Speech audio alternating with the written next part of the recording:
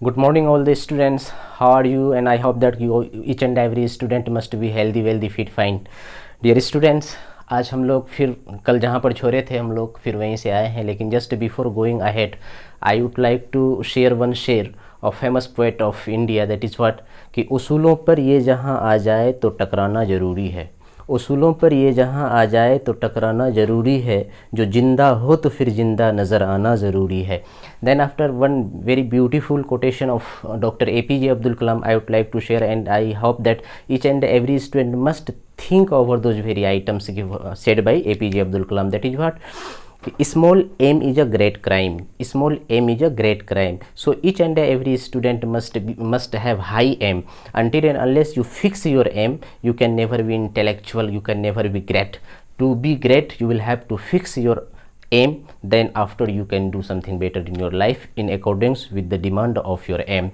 Dear student, मैं कल वाले क्लास में जैसा कि अभी क्या चल रहा है, आप सारे बच्चे बिल्कुल वाकिफ़ हो इस बात से कि अभी क्या चल रहा है, सेंटेंस चल रहा है और सेंटेंस का डिफरेंट काइंड्स है। और फिर एक एक करके हमने बताया था कि इंडिविजुअली मैं सबको एक्सप्लेन करूँगा। तो अब यहाँ पर ये बात हम लोग समझने वाली बात है।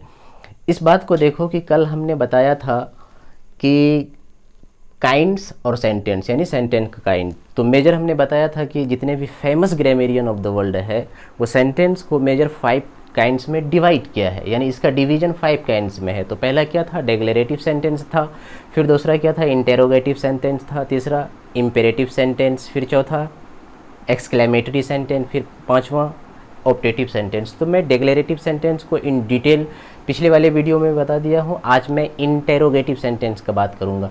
लेकिन बच्चों आप कायदे से समझना, फिर इसके बाद आपको ज़िंदगी में कभी ज़रूरत नहीं पड़ेगी कहीं किसी किताब का कंसल्ट करके ये वो जिस देर आप ये जितनी बात मैं बता रहा हूँ आप कायदे से समझ लो, फिर ज़िंदगी में तुम्हें कोई ज़रूरत नहीं पड़ेगी किसी के पास जाने के लिए। तो समझना सबसे पहले।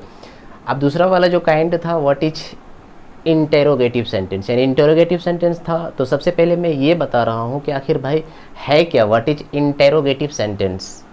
और एक बात याद रखना कि इंटेरोगेटिव सेंटेंस को ही मॉडर्न इंग्लिश ग्रामर में इसको सिर्फ क्वेश्चन कहा जाता है। यानी अगर आपसे कोई ये सवाल पूछे व्हाट इज इंटेरोगेटिव सेंटेंस, या फिर कोई ये पूछ दे व्हाट इज क्वेश्चन, कभी क्वेश्चन मत बोलना, हमेशा क्वेश्चन।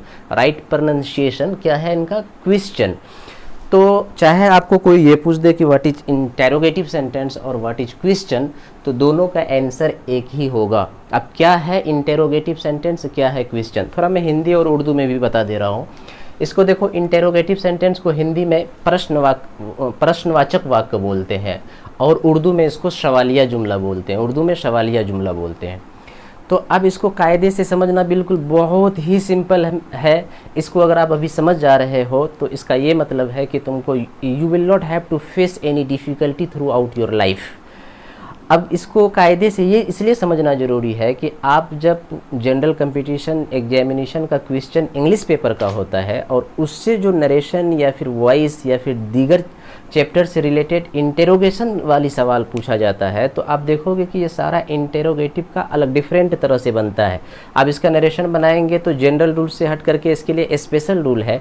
तो for each and every student it is very very important to have good command over interrogative sentence, क्योंकि जब तक आपको इंटेरोगेटिव सेंटेंस पर पकड़ नहीं होगा तो आप फिर कन्फ्यूज़न में रहेंगे कि क्या करें, क्या बोलें, कब क्या करें। तो इसीलिए आप इसको कायदे से समझना कि इंटेरोगेटिव सेंटेंस है क्या।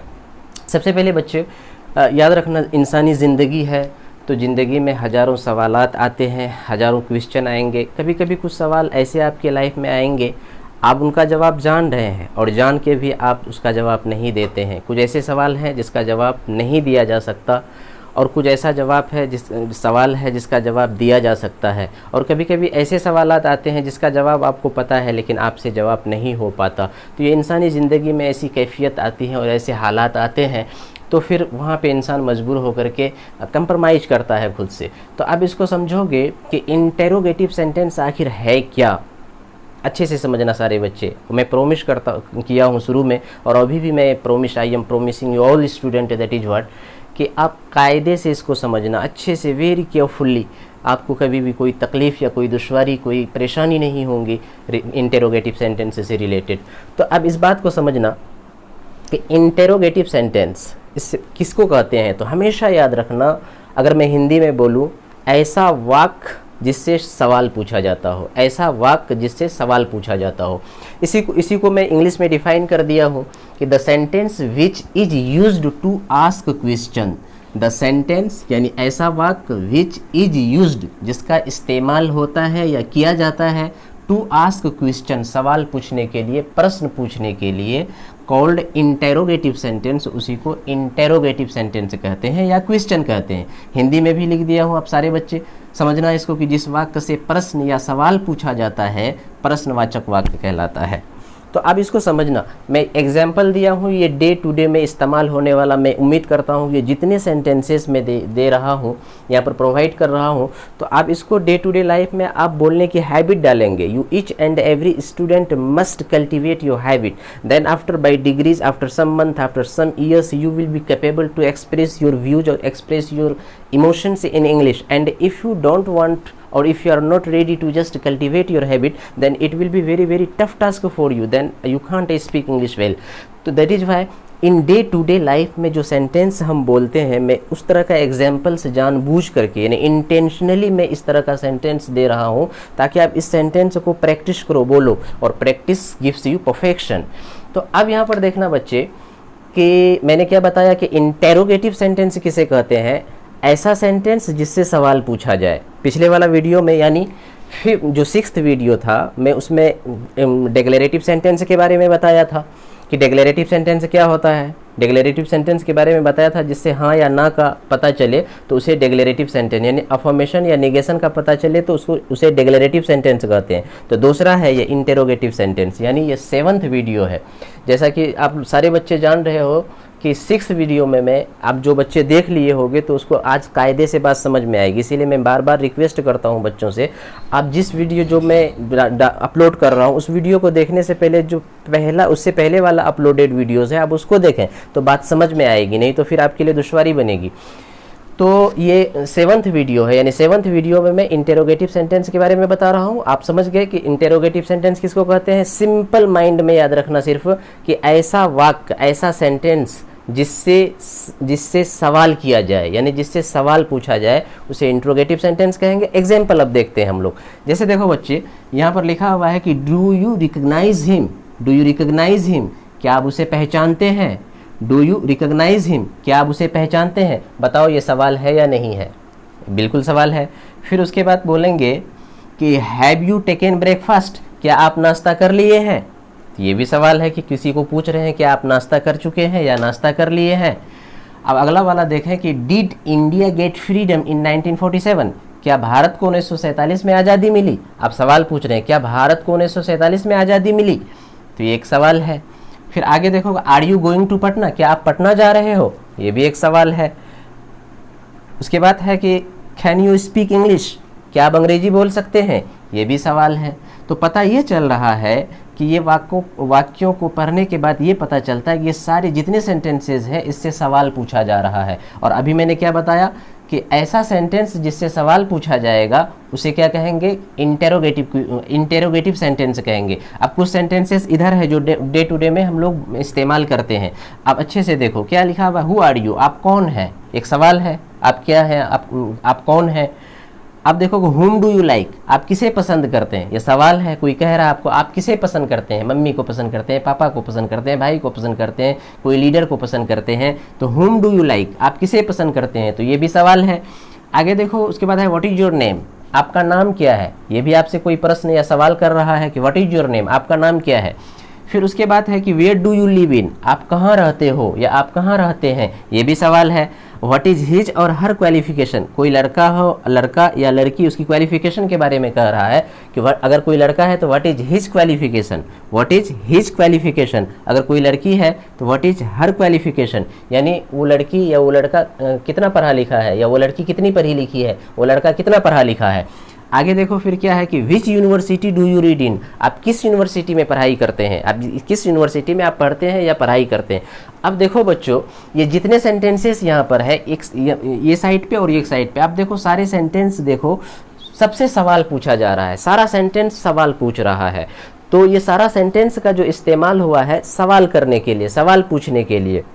चूँकि सवाल पूछते हैं तो एक चीज़ को याद रखना, ये साइन है, ये इस तरह का साइन, इसको साइन ऑफ इंटेरोगेशन बोलते हैं। Sign of interrogation, sign of interrogation यानी प्रश्नवाचक चिन्ह इसको बोलते हैं, प्रश्नवाचक चिन्ह।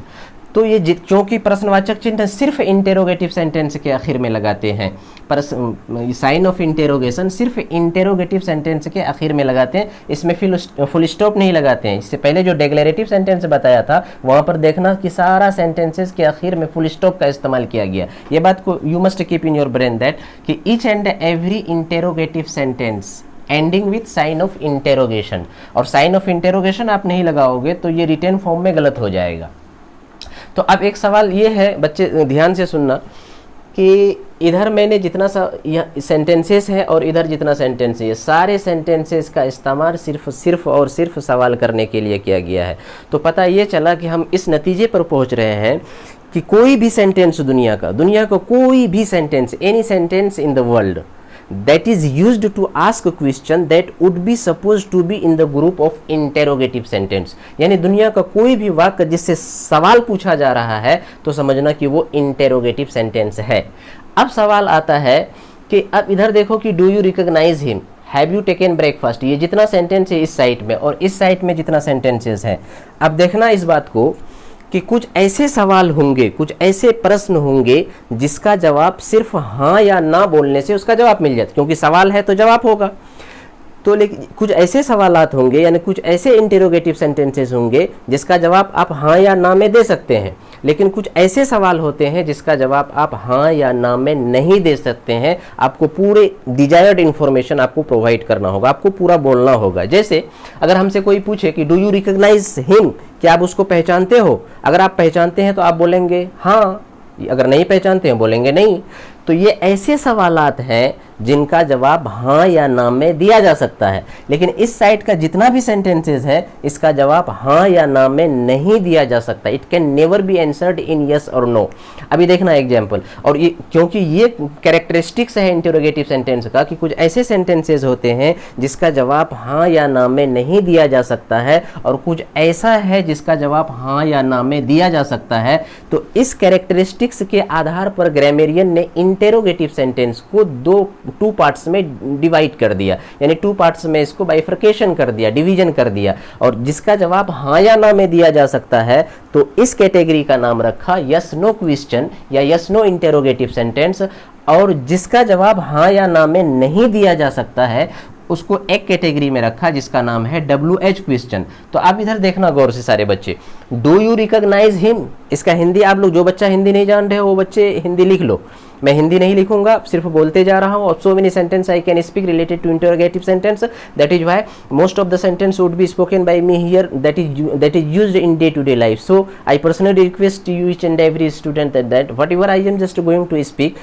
these all the sentences you must write down, then after writing you must practice, because practice gives you perfection, or after some days you will be capable to speak in English with anyone in the world. But if you are not going to just cultivate your habit, then knowing all the thing but you will be unable to speak in English. That is why whatever sentences I am speaking related to interrogative sentence or related to declarative sentence, related to exclamatory sentence or related to imperative sentence, related to optative sentence, any types of sentences being spoken by me in the class here, you must write down these all the sentences. Then after practice it, then automatically you will see there will be great change in yourself. But if you are not going to just accept whatever I am just going to tell you or share you, that means what ki you are not following me, and when you are not going to follow me, that means what ki whatever I am speaking it is not followed by you, so then it will create negativity in you. You can't do something better in your life. A teacher must be respected or teacher must be followed. If your teacher is intelligent, that means what ki intelligible types of things are being provided by him to all of you. That is why you must observe it very carefully and just cultivate your habit as per the guidance of your teacher. Then after there will be great change or revolution in yourself. तो अब यहाँ पर समझना, इस सारे question को देखो, इधर ये सारे क्वेश्चन को, ये साइड वाले क्वेश्चन में एक साइड में लिखा हूँ इसको और एक साइड में इसको, ताकि समझाने में सहूलत हो और बच्चे कायदे से समझ सके। ये जितने भी वाक्य है, डू यू रिकॉग्नाइज हिम, गौर से सुनना सारे बच्चे, डू यू रिकॉग्नाइज हिम, यहाँ पर लिखा हुआ है कि डू यू रिकॉग्नाइज का मतलब क्या होता है जी, पहचानना। रिकॉग्नाइज का मतलब क्या होता है, पहचानना। तो कह रहा है कि क्या आप उसे पहचानते हैं, तो डू यू रिकॉग्नाइज हिम, क्या आप उसको पहचानते हैं, तो डू यू रिकॉग्नाइज हिम। अगर आप पहचानते हैं तो बोलेंगे हाँ या ना, यस और नो। अगर पहचानते हैं तो यस, नहीं पहचानते हैं तो नो। ठीक उसी प्रकार आगे वाला वाक्य देखो कि हैव यू टेकन ब्रेकफास्ट, क्या आप नाश्ता कर लिए हो। अगर कर लिए हो तो हाँ, अगर नहीं किए हो तो नो यानी नहीं। आगे देखो, डिड इंडिया गेट फ्रीडम इन 1947, क्या भारत को 1947 में आज़ादी मिली। अगर मिली तो यस, अगर नहीं मिली तो नो, तो यानी हाँ या ना। इसका भी आंसर किस में आ रहा है, हाँ या ना में। Are you going to Patna, क्या आप पटना जा रहे हो। अगर जा रहे हो तो यस, नहीं जा रहे हो तो नो। तो इसका भी जवाब क्या होगा, हाँ या ना। तो कैन यू स्पीक इंग्लिश, क्या आप अंग्रेजी बोल सकते हैं। अगर बोल सकते हो तो हाँ, अगर नहीं बोल सकते हो तो नो। तो पता ये चला कि ये सारे ऐसे सवालात हैं जिसका जवाब हाँ या ना में दिया जा सकता है। दिया जा सकता है क्या, एकदम बिल्कुल दिया जाता है। ये सारे ऐसे ये फाइव सेंटेंसेस ऐसे हैं जिसका जवाब हाँ या ना में दिया जा सकता है। चूंकि इसका जवाब हाँ या ना में दिया जा सकता है, इसीलिए इस कैटेगरी का नाम दिया है यस नो क्वेश्चन।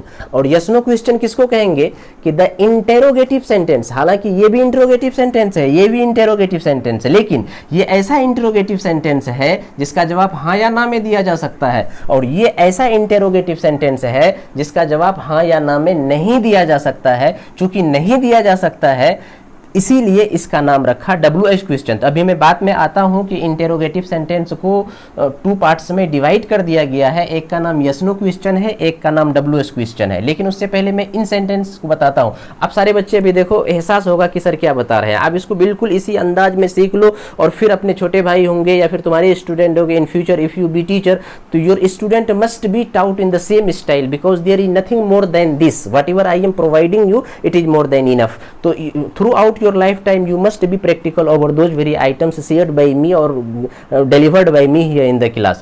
अब ये सारे सेंटेंस को अभी आपने देखा कि ये सारे सवालात का जवाब हाँ या ना में दिया जा सकता है। अभी आपने देखा। अब आगे आओ, इधर देखो कि हु आर यू, आप कौन हो।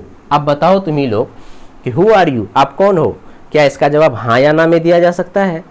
अगर कोई पूछ रहा है अचानक मुझसे कि हु आर यू, कोई आपसे सवाल कर रहा है हु आर यू, तो आप क्या कहोगे, हाँ या ना। तो बेवकूफ़, स्टैंडर्ड किस्म के बेवकूफ़ कहेंगे आपको कि आप कौन हो। तो आपको बोलना होगा मैं स्टूडेंट हूँ, मैं टीचर हूँ, मैं लीडर हूँ, मैं साइंटिस्ट हूँ, मैं डॉक्टर हूँ, कुछ भी आपको बोलना होगा। यस नो से काम यहाँ पर नहीं चलने वाला है। हु आर यू, आप कौन है, तो आपको बोलना होगा कि I am a doctor, I am a teacher, I am a scientist, I am a writer.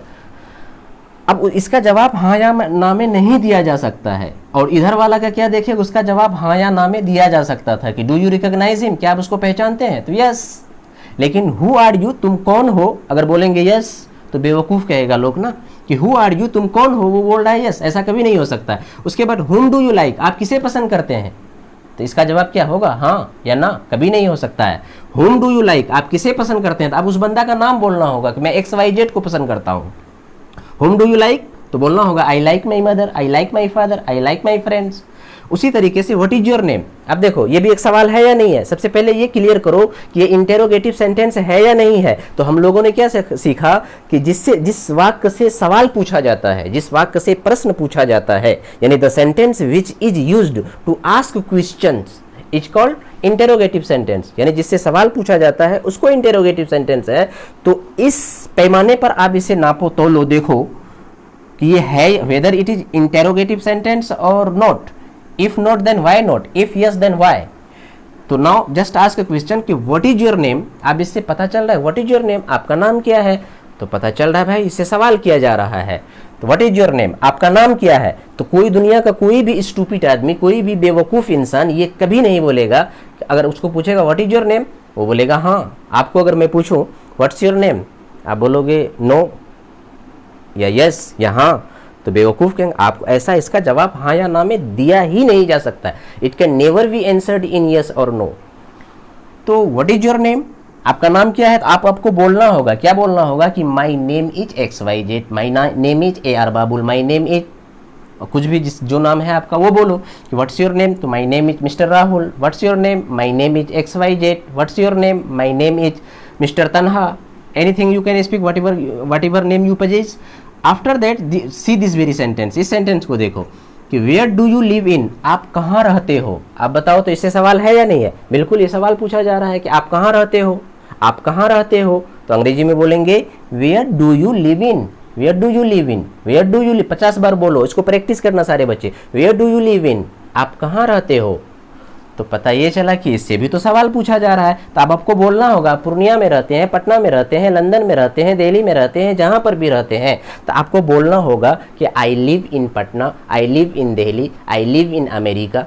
तो जहाँ आप रहते हो तो उसको where do you live in, आप कहाँ रहते हो, हाँ या ना, ऐसा कभी नहीं हो सकता है। इस सवाल का जवाब आप कहाँ रहते हो, हाँ या ना, ऐसा कभी नहीं हो सकता। हाँ या ना बोलेंगे तो लोग बेवकूफ़, मैं सवाल पूछ रहा हूँ भाई तुम कहाँ रहते हो या आप कहाँ रहते हो, तो हाँ या ना, ये ऐसी कैसी बात हुई, तो लोग बेवकूफ़ कहेंगे। मतलब ये हुआ कि ये ऐसे सवालात हैं जिसका जवाब हाँ या ना में नहीं दिया जा सकता है। उसके लिए आपको पूरे इन्फॉर्मेशन देना होगा, आपको बोलना होगा कि I live in Purnia, I live in Patna, I live in Delhi, I live in Paris, बोलना होगा आपको।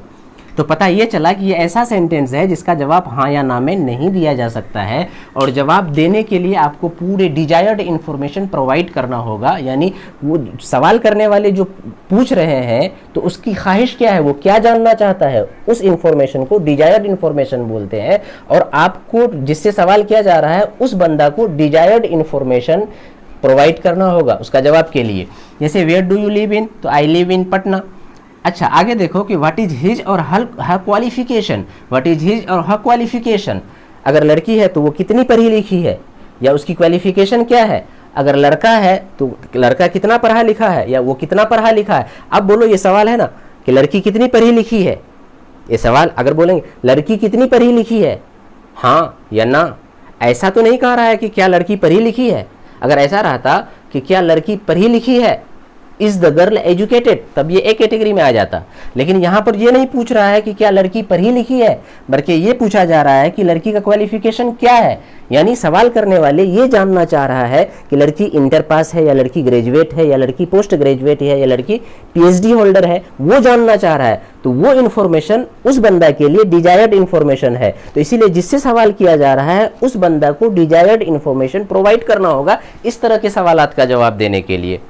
तो इसीलिए व्हाट इज हिज क्वालिफिकेशन, तो इसका जवाब होगा कि his qualification is post graduate, his qualification is graduate, his qualification is PhD, इस तरह का बोलना होगा। अब आगे देखो कि which university do you read in, आप किस यूनिवर्सिटी में पढ़ते हैं। तो आप अगर ऐसा सवाल कर दें आपसे हम कि आप किस यूनिवर्सिटी में पढ़ते हैं, कि क्या बताओ, थोड़ा सा अगर अक्ल है, अल्लाह तबारक तआला अक्ल दिए हैं तो थोड़ा दिमाग लगाओ, ऐसा हो सकता है कि आप किस यूनिवर्सिटी में पढ़ते हैं, इसका जवाब हाँ या ना।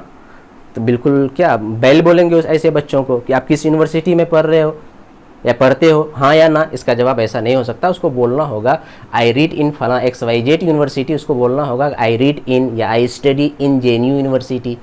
तो इस तरह से बोलना होगा। तो पता ये चला बच्चे, अच्छे से समझना इसको, पता ये चला, ये बहुत इंटरेस्टिंग चीज़ है। आप जब इसका वॉइस बनाएंगे, इसका वॉइस बनाएंगे तो it will be change into passive voice very differently, और in narration chapter it will be transferred into indirect narration very differently. This will be change in very different, this will be change differently, this will be change also differently. तो that is why until and unless you have the distinguishing feature between the two, whether the sentence given, whether the sentence is yes no question or whether the sentence is WS question, ये दोनों के बीच का तफरीक और दोनों का बीच का फर्क आपको पता नहीं होगा तो फिर आपको वहां पर दुश्वारी होगी। तो हम लोग क्या समझे भाई, इंटरोगेटिव सेंटेंस किसको कहते हैं, जिससे सवाल पूछा जाता है उसको इंटेरोगेटिव सेंटेंस कहते हैं। और इंटेरोगेटिव सेंटेंस दो तरह के होते हैं, कुछ ऐसे क्वेश्चन यानी कुछ ऐसे इंटेरोगेटिव सेंटेंस होते हैं जिसका जवाब हाँ या ना में दिया जा सकता है, जैसे ये सारा सेंटेंस, और कुछ ऐसा सेंटेंस जिसका जवाब हाँ या ना में नहीं दिया जा सकता है, तो उसको एक कैटेगरी में। तो इस आधार पर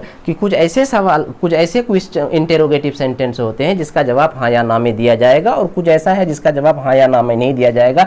इन कैरेक्टरिस्टिक्स को ज़हन में रख करके जितने भी famous grammarian of the world है, चाहे वो माइकल स्वान हो, चाहे वो थॉमसन मार्टिनेट हो, चाहे वो रेन मार्टिन साहब हो या फिर नेस्फील्ड साहब हो, तो ये लोग जो famous grammarian of the world है, इन लोगों ने इन कैरेक्टरिस्टिक्स को देख करके इसको दो कैटेगरी में बांट दिया कि ठीक है भाई, कुछ ऐसे सवाल हैं जिसको इस कैटेगरी में रखेंगे जिसका जवाब हाँ या ना में दिया जा सकता है, और कुछ ऐसे क्वेश्चन है जिसको इस कैटेगरी में रखेंगे जिसका जवाब हाँ या ना में नहीं दिया जा सकता है, और जिसका जवाब हाँ या ना में नहीं दिया जा सकता है उसको इस कैटेगरी में, और जिसका जवाब हाँ या ना में दिया जा सकता है उसको इस कैटेगरी में। और ये दोनों कैटेगरी का नाम रख दिया, और एक कैटेगरी का नाम जिसका जवाब हाँ या ना में दिया जा सकता है उसका नाम ही रख दिया यस नो इंटेरोगेटिव सेंटेंस या फिर यस नो क्वेश्चन, क्योंकि इंटेरोगेटिव सेंटेंस को ही क्वेश्चन बोलते हैं, तो आप बोल सकते हो यस नो इंटेरोगेटिव सेंटेंस या यस नो क्वेश्चन। और दूसरे जिसका जवाब नहीं दिया जा सकता है उसको कहते हैं WH क्वेश्चन, WH क्वेश्चन।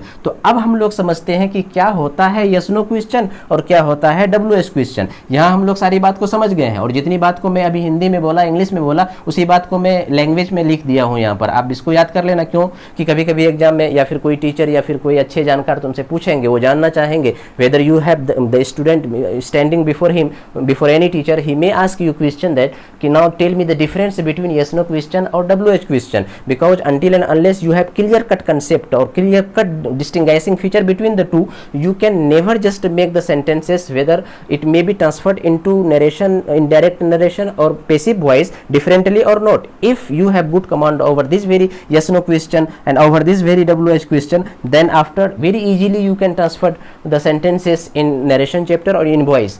तो अब इसको समझोगे कायदे से कि मैंने यहाँ क्या बताया कि कुछ ऐसे सवालात हैं, ये सब सारे ऐसे सवालात हैं जिसका जवाब हाँ या ना में दिया जाएगा, और ये सब ऐसा है जिसका नहीं दिया जाएगा। तो अब देखो इसी आधार पर हमने कहा क्या कि नाम रख दिया जिसका जवाब हाँ या ना में दिया जा सकता है इसको यस नो क्वेश्चन यानी यस नो क्वेश्चन कहते हैं, और जिसका नहीं दिया जा सकता है उसको WH क्वेश्चन कहते हैं। तो अब सवाल उठता है कि यस नो क्वेश्चन किसको कहेंगे। हम तो मैंने बता दिया यहाँ पे कि जिसका जवाब हाँ या ना में दिया जा सकता है, जिसका जवाब हाँ या ना में दिया जा सकता है उसको यस नो क्वेश्चन है। उसी को अंग्रेजी में मैं लिख दिया हूं कि द इंटेरोगेटिव सेंटेंस यानी ऐसा interrogative sentence which can be, देखो बच्चों मैं तोड़ के बता रहा हूं, अच्छे से समझना।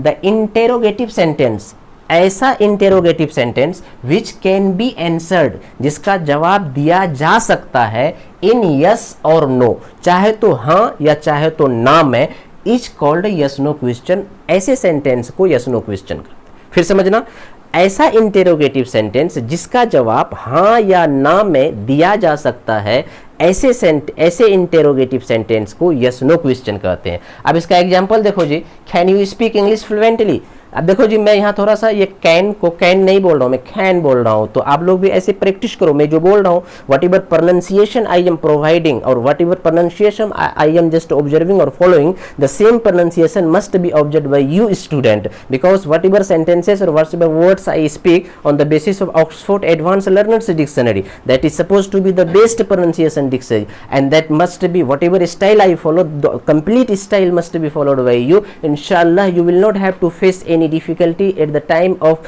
just showing your pronunciation, not only in India but also whole corner of the world. Then after when you will be just capable to understand these all the basic types of thing, then after I will teach you phonetics, on the basis of phonetics what types of English are being spoken throughout the globe. Then you must observe that it is, but it will be discussed, it will be given, like it will be given lecture by me. Then after 2 or 3 months, then that time I will teach you what is phonetics. Okay, but right now this is not your topic, and this your topic is that कि yes no question और WH question। तो अब यहाँ पर देखो मैं थोड़ा सा इसको बोल रहा हूँ कि can you speak English fluently, ऐसे नहीं बोल करके मैं कैसे बोल रहा हूँ, can you speak English fluently, क्या आप अंग्रेजी धारा प्रवाह बोल सकते हैं। इसका मतलब समझना क्या है कि can you speak English fluently, can you speak English fluently, क्या आप धारा प्रवाह अंग्रेजी बोल सकते हैं।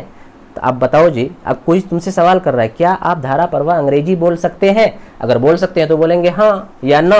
तो आप बताओ कि ये क्वेश्चन यस और नो के कैटेगरी के अंतर्गत आया या नहीं आया। क्या आप धारा प्रवाह अंग्रेजी बोल सकते हैं, बोल सकते हैं तो हाँ, नहीं बोल सकते हैं नहीं। तो इसीलिए ये आ गया यस नो क्वेश्चन, क्योंकि इसका जवाब हाँ या ना में दिया जा सकता है। उसी तरह से सेकेंड वाला सेंटेंस है कि are you going to inform the police, क्या आप पुलिस को सूचित करने जा रहे हैं। आर यू गोइंग टू, क्या लिखा हुआ है कि are you going to inform the police, क्या आप पुलिस को सूचित करने जा रहे हैं, यानी पुलिस को खबर देने जा रहे हैं। कोई घटना हो गया कहीं पे तो उस घटना के बारे में क्या आप पुलिस को खबर देने जा रहे हैं या आप पुलिस को सूचित करने जा रहे हैं। आप सवाल कर रहा है क्या आप पुलिस को सूचित करने जा रहे हैं।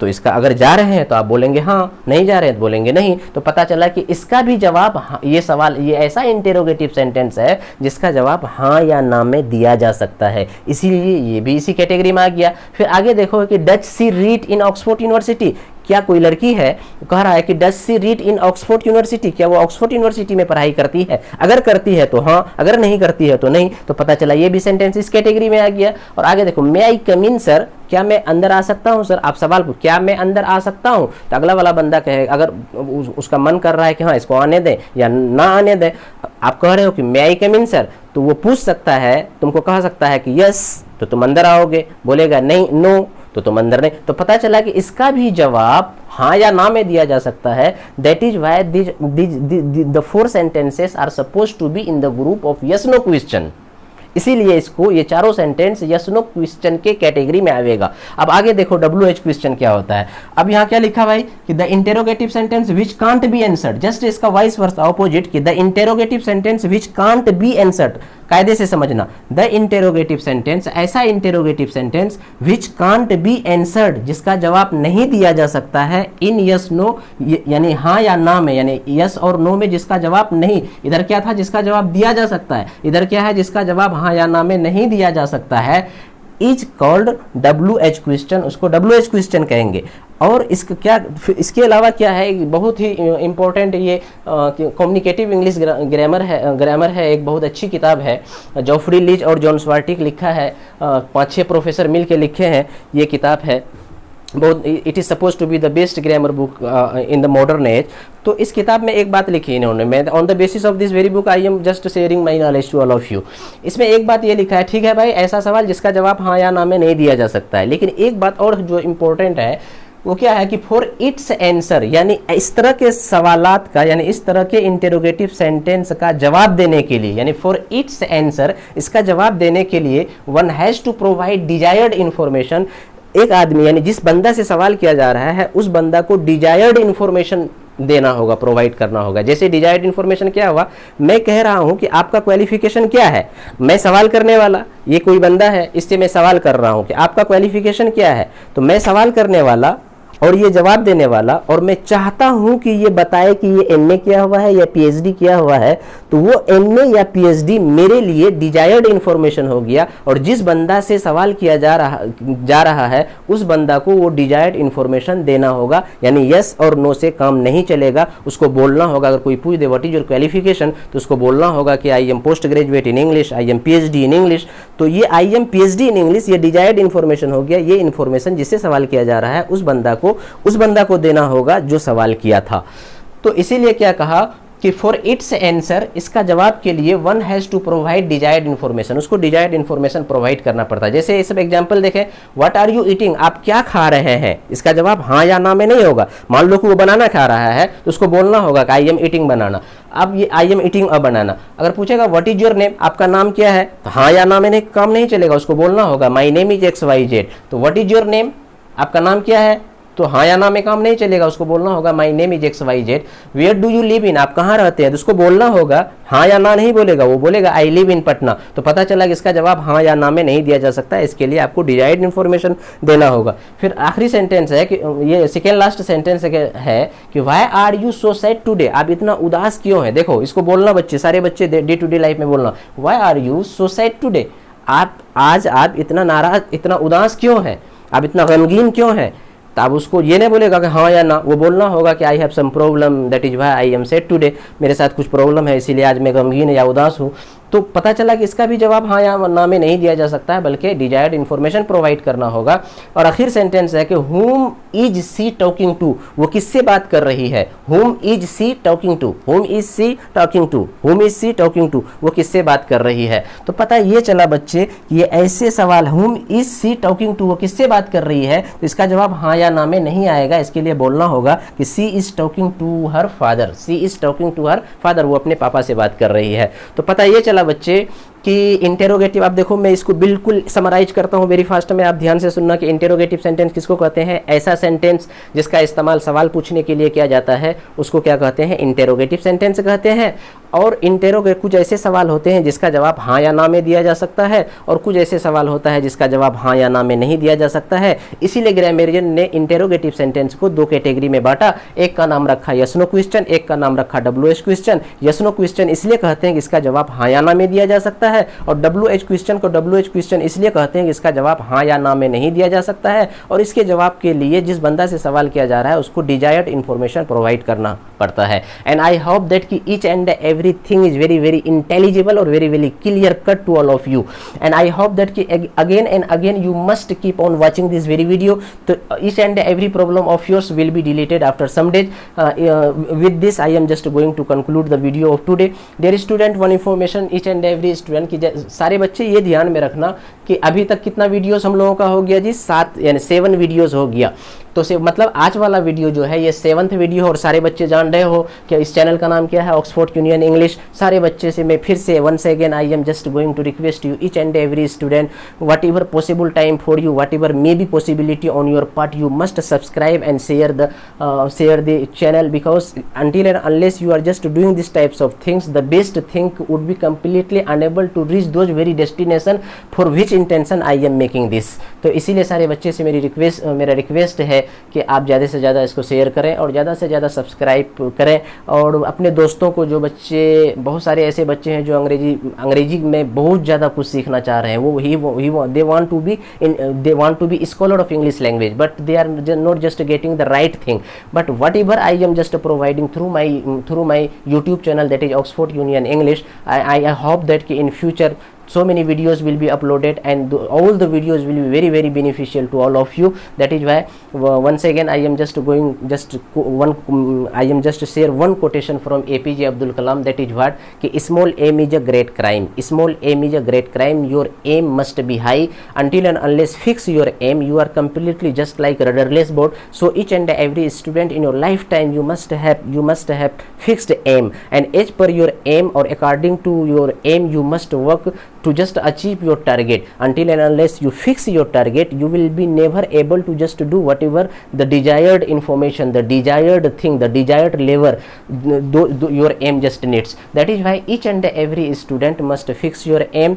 If you, right now you are learning English in any competitive examination, if you are just going to appear, then first of all your English paper will be checked, and if you are qualified in English then your other copy will be checked, and if you are disqualified your all the copies will be thrown into garbage. That is why in the world of today it is very very urgent for each and every student to have good command over the English language, because until and unless your English language will be strong, there is no chance to get government job. That is why the English language is such language which provides you the platform of success. That is why each and every student must keep on learning more and more videos I will upload in future. Then you all the student must be enjoying it well, and wishing you all the best with one share of famous poet of Allama Iqbal, that is what कि खुदी को कर बुलंदे इतना कि हर तकदीर से पहले, खुदी को कर बुलंदे इतना कि हर तकदीर से पहले खुदा बंदे से खुद पूछे बता तेरी रज़ा क्या है। और one having seen the present situation of the nation,